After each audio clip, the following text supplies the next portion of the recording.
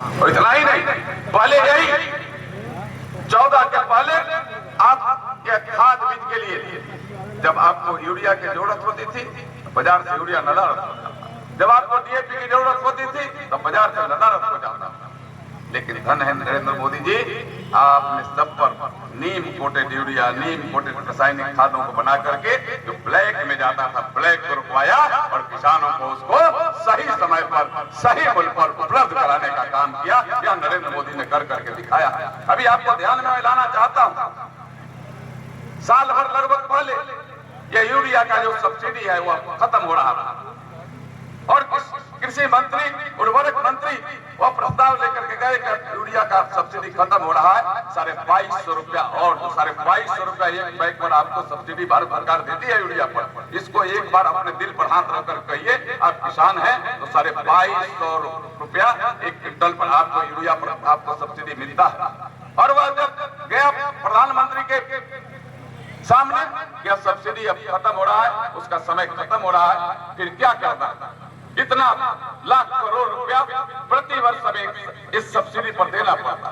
नरेंद्र मोदी धन है, उन्होंने कहा कि चाहे जितना लाख रुपया भारत के खजाने से लगे लेकिन किसानों के पैकेट पर बोझ न जाना चाहिए, यह सब्सिडी बरकरार रहेगा, सब्सिडी बरकरार रहेगा। यह कर करके नरेंद्र मोदी ने दिखाने का काम किया। मेरे भाई और बहनों, किसानों के प्रति स्नेह प्यार रखने का काम यह हमारे देश के प्रधानमंत्री लगातार कर रहे हैं।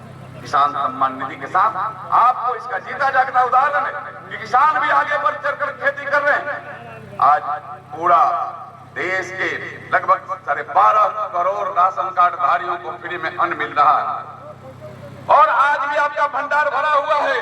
लेकिन यही भारत, इसकी जनसंख्या कम, यहाँ बुजुर्ग लोग होंगे तो उनको ध्यान में होगा कि जब यहाँ अकाल पड़ा था, एक बार नहीं, महामारी कोरोना का भी पहली बार नहीं है, पहले भी कई एक बार हैजा प्लेग ऐसे महामारियां होते रही और अकाल पड़ा था तो आपको बाहर का कनाडा से बड़ा बड़ा दाना वाला मक्का और मसूरिया आया था कि नहीं आया था? तो बुजुर्ग लोग होंगे उनको ध्यान में होगा, आया था कि नहीं? है बुजुर्ग लोग को ध्यान में ना, और उसको आपको पैसे से दिया गया और आज आपको फ्री में देने का काम किया।